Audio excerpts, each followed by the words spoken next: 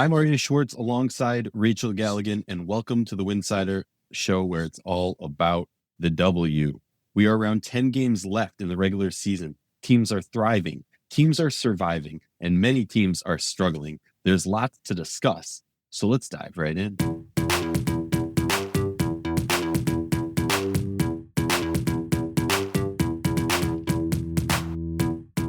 If you like our show, please consider joining our Patreon community, patreon.com/Winsidr. That's patreon.com/Winsidr. For less than a cup of coffee a month, you can directly show support for the hard work we do covering the W. And don't forget to see our amazing staff's written content on winsidr.com. That's winsidr.com. In preparation for the season, we've expanded our content on a variety of social media platforms. Make sure you are checking out Winsidr on TikTok, Instagram, Blue Sky, Twitter, and YouTube.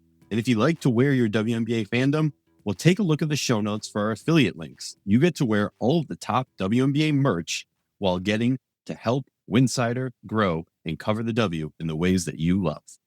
And last but not least, if you like WNBA podcasts, make sure you check out the Sideline Sisters wherever you get your podcasts. Rachel, welcome back to the show. Excited to be here, back in the booth with my co-host, the great Rachel Galligan. There's so much to discuss.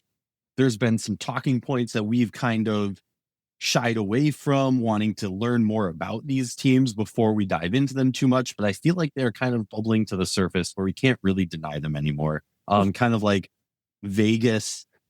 Through the up until this point, they've really been struggling, and there's been this, I don't know, trepidation, whatever you want to say, from people really analyzing it in depth. And I feel like maybe I'm just forget it. Let's just dive right in, right?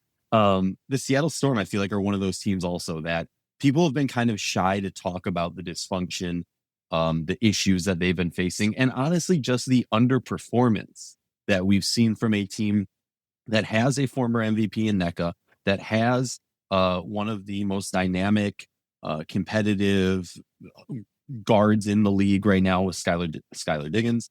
And then we can't ignore the youth that they have in Ezzy and Dom Malunga, and that's not even talking about the depth. So those are kind of the big things that are on my mind right now. Is there a different thing before we dive into any of these that's kind of top of mind for you? I mean, longest winning streak in the WNBA right now, the Atlanta Dream. I think we got to touch on them.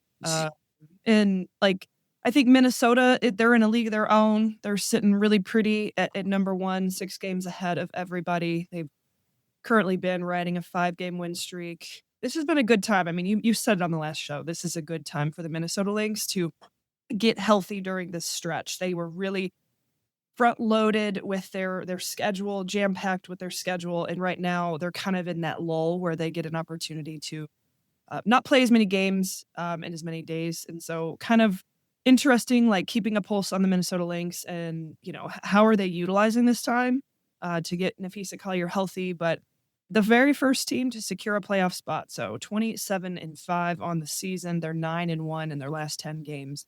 Okay, where do we start? I think you see a lot of discussion about Coach of the Year as well. Just want to give a quick shout out to Carl Smesko as I bring it back to the Atlanta Dream. Someone that I am a huge fan of through our college time together, being around the college ranks and being colleagues through that period of time. Just really impressed with the job he's done. And we've kind of sat back and we've looked at the Atlanta Dream at times and kind of been like, okay, what's the ceiling of this team? They've done some impressive things, but then they've had some moments where you kind of keep them humble. And so, I feel like the Dream, they just now slid up into that second place spot, leapfrogging the New York Liberty. And so I think the Dream are for real. I think that's a team we got to touch on a little bit, but I do want to bring it back. Let's start with the first team you brought up, the Las Vegas Aces. Listen, they took that belt to handing to them against the Minnesota Lynx back on August 2nd, where they lost 111-58. And ever since that absolutely ridiculous loss, I think it's the biggest loss in franchise history for sure. Definitely since they've been the Aces. For sure, yeah. They're now riding, 5-game winning streak? Really, really solid win over the New York Liberty the other night. I guess I've posed this question a couple times through this season. like everyone has been really, really questioning or been hard on the Aces. And honestly, I think it's justifiable. I mean, they've even been hard on themselves. I think you listen to some of the press conferences and, the way Becky talks or, even players on the team talk. And so I think it was warranted. But I've always kind of asked the question, like, can the Aces get hot at some point and go on a little bit of a run here and play with some confidence and make a late season push? And what have we always come back to? Yes, because they have the greatest player in the world, Asia Wilson. But even like in a night against New York, it's not like Asia played great. She struggled against the Liberty. It was a collective unit. Jewel Lloyd, now coming off the bench, I think has responded very well to that move. The sense of urgency, she talked about it in the post-game interview the other night about, everyone's just taking accountability across the board with this team and finding ways to elevate their play to the next level. I guess I just want to say, I've been really enjoyed watching Vegas. It's been really difficult to watch a franchise that, we know is better than what they've shown. For whatever reason, players underperforming, things not working, a lack of whatever it is. It's nice to see the Aces make this run because it's a team that we've really become accustomed to dominating here and there. And so I guess I always was sitting back this season and wondering, okay, like, can they go on this type of run? Can they, make a late season push and climb their way up into the standings? Currently at 5th, they're 19-14 right now, 7-3 in their last 10 games. Like I said before, 1-5 in a row. So what are your takes on, what's your take on Vegas? I think it's just nice to see players elevate and this team come together a little bit. Yeah. I think you touched on a lot of it. First of all, cannot continue any further without getting some love to Asia Wilson with the league's first 30-20 game, specifically 32-20. Yeah. Just freaking insane. Huge props to Vegas. Huge props to Asia Wilson for riding the wave of this season. It's gotten dark at times. It's gotten gloomy. This team, honestly, I respect, you kind of touched on this so much, how they have been vocal and forthcoming with the shortcomings of this season so far and the need for change. So I love that they're working together in this way and that they're being honest with the media and the fans. This recent run has been great. Since Jewel Lloyd has gone to the bench, that has been a concern this team has had, right? Essentially, to simplify it, to dumb it down, for years, the problem has been there's so much power on that starting lineup. There is no depth. There's no scoring when the starters go out. And at the same time, Asia Wilson's putting up insane numbers while one or two of these stars on the starting lineup is just not producing the output offensively. And so what did they do? Instead of trying to fix that issue of the offense not producing as a full unit, they said, let's move Jewel, who's also been struggling, to the bench. Now we have that firepower off the bench. It's added some different variety of options for what they can do. Adding Melissa Smith has obviously been a big addition to this team. She has definitely been thriving, looking much better than we saw her in Dallas and recently in Indiana.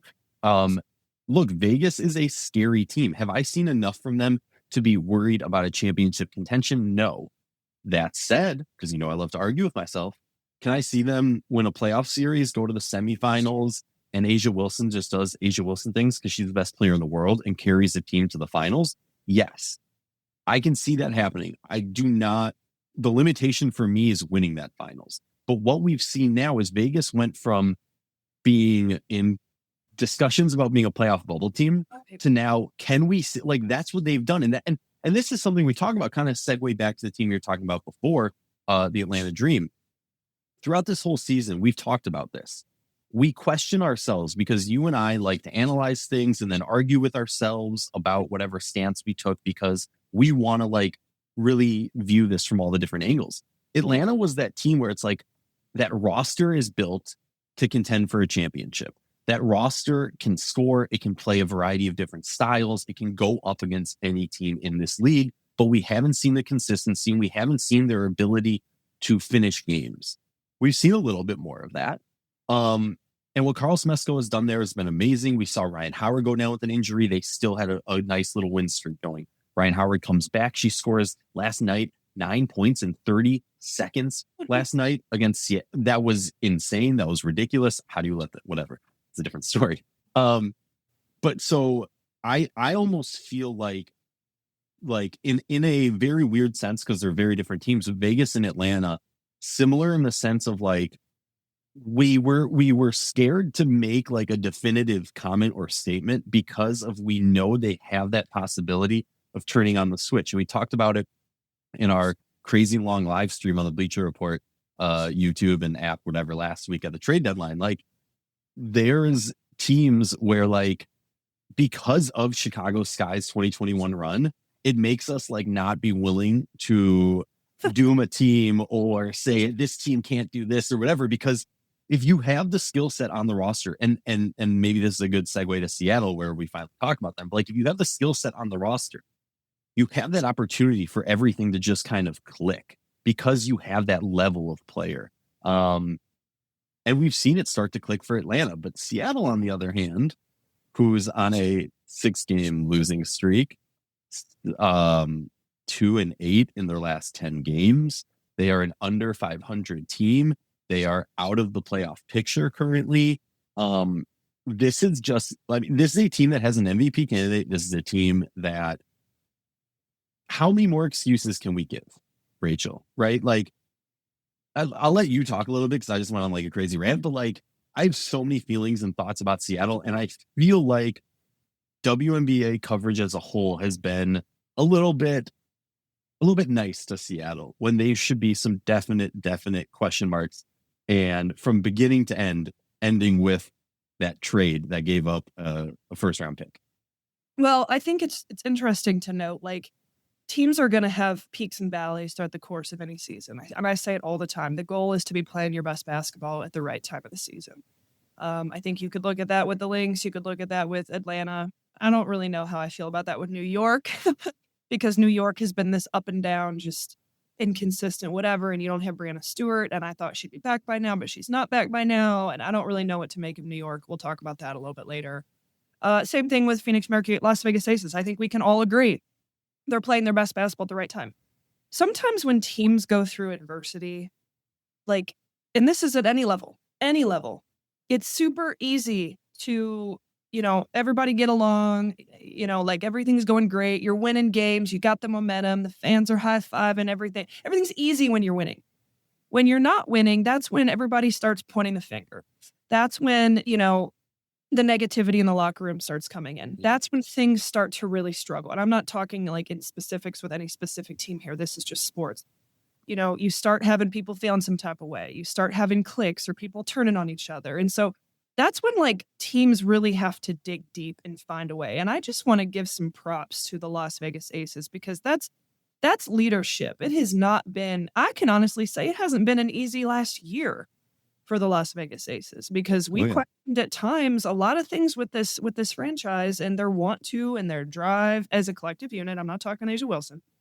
And I'm not willing to like crown them champions by any means. I agree with you, but it is really nice to see a franchise go through the types of adversities and losses, massive, embarrassing, humiliating losses, and find ways to come together and build a little momentum in the middle of August. I think that's impressive, and I think they deserve a lot of credit for that. On the other hand, you look at the Seattle Storm, couldn't be trending in a further different direction. And what is that, right? It's hard because we're not in the locker room. We don't really know. We only see the product on the floor and maybe a little bit of reporting. The one thing that really stands out to me is the news that came out about Alysha Clark. And I want to make sure I'm giving enough credit. I think it was Kareem Copeland who mentioned, about that there was like some verbal altercations that went down, and that sort of somewhat fueled her desire to request a trade from the Seattle Storm. I honestly was a little surprised by that because I don't view Alysha Clark as the type of player who's just requesting trade because it's the easiest way out. I think she's the oldest player in the WNBA right now. She's extremely veteran. She's won championships. And so to me, that screams red flag. We obviously don't know the details of what happened in that locker room or, between those players, but it follows a certain pattern of behavior that we've been talking about with the Storm for like a year now of this team struggles with a chemistry, like in some ways. And I think it felt like it was better at times this year. Earlier on in the season, it was like, okay, this feels like this team has the talent. They're a very talented team. They're designed to go for a late playoff push. But then as the season has gone on, there's just been some moments that like scream red flag, throughout with this team in particular. Some of the losses, their inability to finish out games, a lot of the frustrations. I think about the game with Nneka Ogwumike. Got really frustrated that one game. Now Alicia Clark requesting a trade. So I don't want to like jump on a bunch of assumptions here. I just look at this franchise as a whole, probably honestly from top to bottom. And you've got a question at this point. It's August 15th. It's the middle of the month. We've got like a month left, 10, 11 games left. Like, what is going on with the Seattle Storm franchise? They have too much talent to be 2-8 in their last 10 games and on a 6-game losing streak. I mean, this team is supposed to be trending in a better direction, and they're not. This team really, really struggles to defend. They struggle at times, in my opinion, to look like they're even connected on the court. So, I mean, I don't know. The media thing, I don't really comment on because I've been kind of in and out of, being on Twitter and really paying attention to what's being said out there because I've been freaking traveling all over the world this whole summer. But I definitely feel a big level of concern. You're really starting to get the impression that like this just is not working. One way or another, this is not working. Now, could I say the same thing that I said about Vegas? Could this team go on a late season run and, surprise us? I hesitate on that a little bit more because I said it before because of A'ja Wilson. I don't see this team being connected enough to do that. What are your thoughts? No, definitely. Honestly, hearing you talk about all of that, there's something that came to mind, and I'm sorry if this rubs people the wrong way. I find this hilarious. The trade that happened right before, first of all, Alicia Clark goes back to Washington. Brittany Sykes is sent to Seattle, and Brittany Sykes talked about like she wanted to move also, not because of issues in DC. She loves DC, had a great time there. They're not in a place in their franchise of competing for a championship, and that's what she wants to do. So she gets traded to Seattle, a team that's a game and a half above Washington and is not even in the playoffs currently. So there's just, for me, some dark, sad humor there. Look, if I'm being honest, like I'm not going to sit here and call for anybody to be fired or released or anything like that. But I also have to be extremely honest. I have not been impressed by Noelle Quinn tenure as the head coach of the Seattle Storm. I think she took over a roster that was pretty set. That was one of at the time, the most dominant team in the WNBA. You're talking about Breanna Stewart. You're talking about Sue Bird, Jewel Lloyd, winning championships, looking just like the new era of WNBA basketball. How's anybody ever going to stop this? This is just a fluid machine. She takes it over, she wins the championship, but it never looked as good as we saw in past years. And from my perspective, it has just been a downhill swing since. Now, I'm not going to disclude the fact that one of the best players in the world, Breanna Stewart, left the team. One of the best players in the world, Sue Bird, retired, left the team. Jewel Lloyd had some issues and left, but like, let's also not forget you added a former MVP. You added Skylar Diggins. You added, Lexi Brown, Erica Wheeler, like all these players. It wasn't like you were a franchise that didn't have, really good draft picks and building for the future. The franchise was on the right course to extend that type of dynasty for a long period of time, even if you lose Stewie. But they have not been able to do that. And at a certain point, you have to start thinking about who can be held accountable. Yes, most people are going to be free agents at the end of the season, but who can be held accountable? And what is the vision forward for this team? And I just think, like, fine, 2 years ago when Jewel Lloyd set that like scoring record thing, and it was amazing and so wonderful. But since then, it is just like you revamped, you retooled to be a championship contender, and there has not been a month, or heck, I'll say it, a 2-week time period in the last 2 years where the Seattle Storm, in my opinion, have looked like a legitimate championship contender. And if that's the case, big changes need to be happening this coming offseason. I do want to say, just talking about strength of schedule remaining, because a lot can happen. I mean, we get on here and we have these shows every week, and like our tone can change so drastically. So, it's not like it's impossible. I'm not like just throwing the team out. There are 11 games left, and when you look at their remaining strength of schedule, according to Tankathon, Seattle's sitting there right at 8th. So a lot of winnable games that I think Seattle can go up against in these next 8 games, and maybe find a little bit of momentum. Like we said, it's about playing your basketball at the right time. I don't know. I mean, to me, out of everybody else in the league, I don't want to get into Connecticut, Chicago, Dallas, like that's for another day. We're talking about, making the playoffs and potential to make a deep run, and who is proving to us that they can do that. They're the Seattle Storm are the most concerning for me right now, because the expectation was so high, and because the front office did go out, and really try to put together the right types of pieces to go contend for a championship. And so it's win now mode for Seattle, and they're currently 2-8 their last 10 games. So not good. What else shall we talk about? Let's talk about the New York. Real quick, but I want to get into Liberty. I just want to give a little more love to the Golden State Valkyrie. Not much that we need to dive into. They are a playoff team as of now, which would be impressive for an expansion team, even though maybe it hurts their draft. Whatever, that's a whole thing.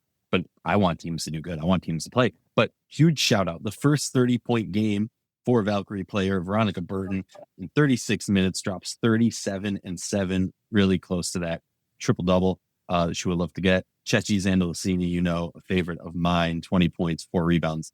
4 assists, 7 rebounds in the 88-83 win over the Washington Mystics. The Mystics, a valiant effort, 31-18 in the fourth quarter, but just not enough to pull off the win. Okay, let's talk about the Liberty, because I feel like this is kind of the theme of the episode, is us speaking our mind, but wanting to be honest and calculated in how we're saying it. I don't want to sit here and say, and I was texting this, I don't want to sit here and be like, the New York Liberty can't win the championship. But what I do want to say is we're now at this stage of the season. The stage of the season is the New York Liberty have what? Let's see. They have 11 games left. 11 games left. 11 games left. 7th in terms of strength of schedule. So they're right in the middle there. They're going to have some tough games. They're going to have some winnable games. And they're sitting on, obviously, a 1-game loss, 4-6 in the last 10. They are plus 5.2 in the differential of points scored, points defense. At a certain point, and I'm not saying I'm at that point, but I've seen enough to where the conversation needs to at least be put out there. Does this team not have what it takes, but is this team, I don't even know the right word. Able isn't the right word. Possible, because they can. Everything can switch on. They have the most talented roster in the WNBA right now. Obviously, Brandon Stewart, in my opinion, their best player, is not healthy. She has been healthy for a while. Last report I saw is, in her words, quote unquote, it's a non-negotiable. I will be back before my birthday, which is like the 27th of August. So expect her back soon. The question that I have is, it doesn't seem like they have that spark, that team where everybody is playing driven, really great basketball together. We see that in Minnesota. We saw New York last year. There was debates last year of who was better, Minnesota or New York, and how was Minnesota going to keep up New York.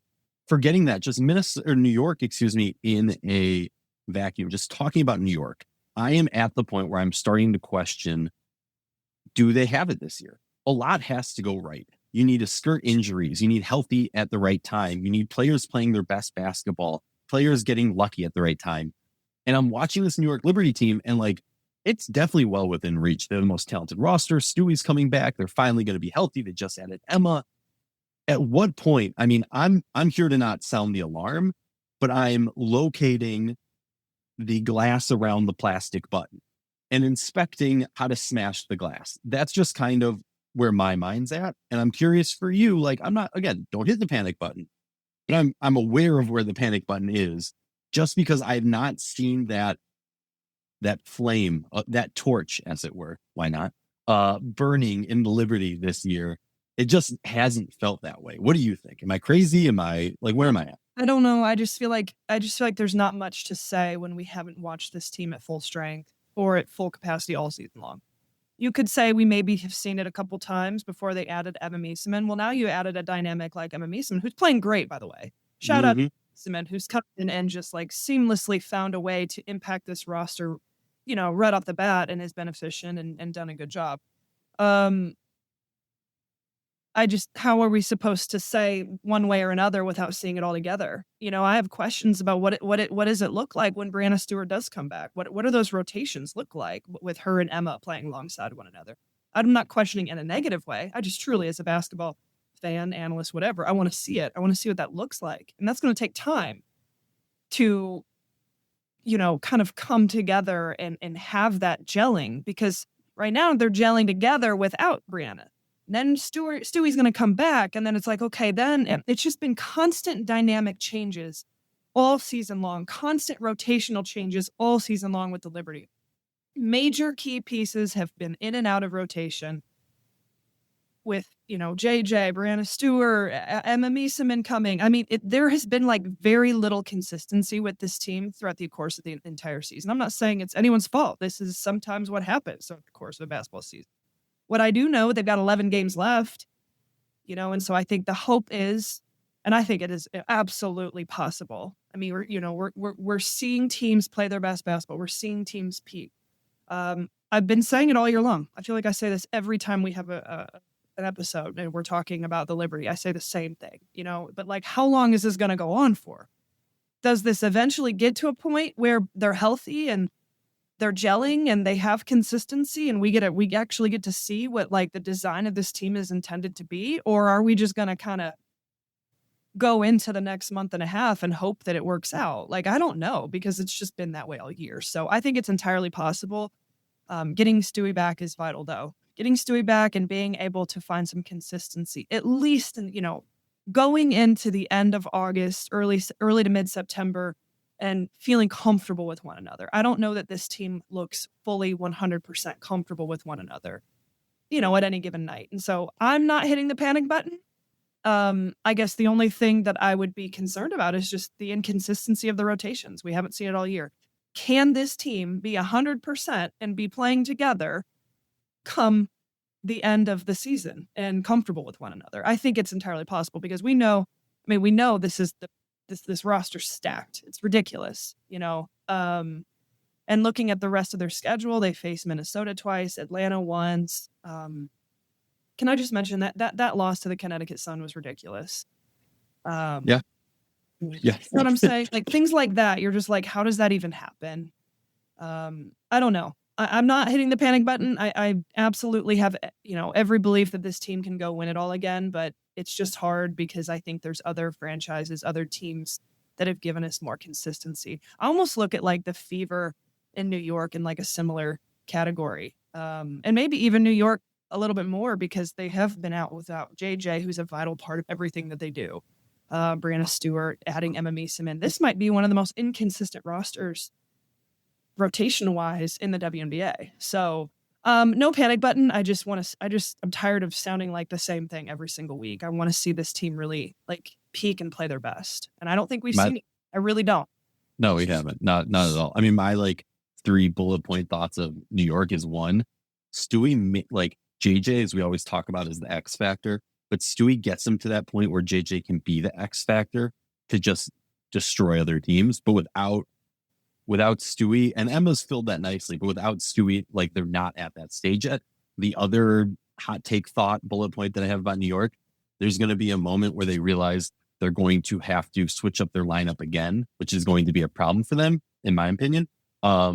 Because I think Phoebus and Sabrina as your guards is going to be the lineup you want to move forward with, having more shooters around Emma, Stewie, and JJ, unless you want to throw Emma off the bench. And then the last thing is just like, they need to string it together. Like, we talked about it early in the season with Minnesota not seeing a 40-minute game.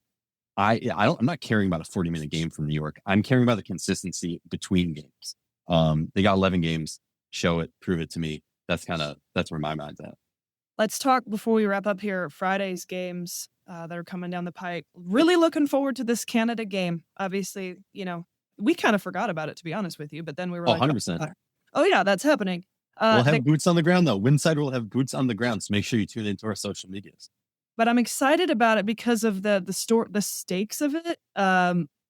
Like Seattle, how are you going to respond to like what everybody's talking about right now? You go look at what anybody's saying on social media, and man, it's rough. And I know they feel the heat. They should feel the heat. It's rough right now. How are they going to respond against an Atlanta Dream team that is the hottest in the league right now? So you've got the coolest in the league, the coldest in the league, not in a good way, and then the hottest in the league going head to head up there in Canada. So I'm really looking forward to that on Friday. I think that'll be an interesting matchup. And then the Las Vegas Aces at the Phoenix Mercury. I think that, speaks for itself in terms of where the Aces are right now and how competitive they've been. Are there any other games coming up this weekend? Oh, obviously Liberty and Minnesota Lynx on Saturday. The interesting, cool thing about that is sadly I won't be able to attend it, but very cool because I think we can talk like all that conversation we just had about the Liberty real quick. All that goes out the window. They win that one game against Minnesota, right? They've played 2 games against Minnesota. They lost both of them. The first one was a blowout. The second one, in my opinion, seemed a little bit of was it more? Yeah. It was a little bit. It was maybe a little more of a blowout, but wasn't as high scoring. My point is more so that like just a change of that. If New York wins this next game, we can see them get on the right path. And I'll be honest, like that game 2 between Minnesota and New York felt like it was set up for Minnesota to lose. Really impressive win for Minnesota to do without Fee. Again, Fee and Stewie not expected to play on Saturday. So it'll be really interesting again and beneficial for Minnesota, honestly. It's like they're playing with house money to be able to have Fee rest up because they don't care about the MVP. They want the championship. And also really cool, Rachel, is the Mercury and the Storm playing each other on Sunday. So the Storm have that really intense game between the hottest team and the coldest team, 2 of them. But then one day off, come back Sunday, and you're taking on the Mercury, another team that's really fighting and jockeying for better seeding. Yeah, it'll be interesting, our tone about the Seattle Storm when we do our next show next week. Like, how did they weather the storm this weekend that it's inevitably coming? To be determined. But like I said, not good, but it is entirely possible that this team turns a corner. We saw Vegas do it. So let's hold our breath and make sure everybody tune in this weekend. We'll be back. Thanks for joining us. Catch you next time.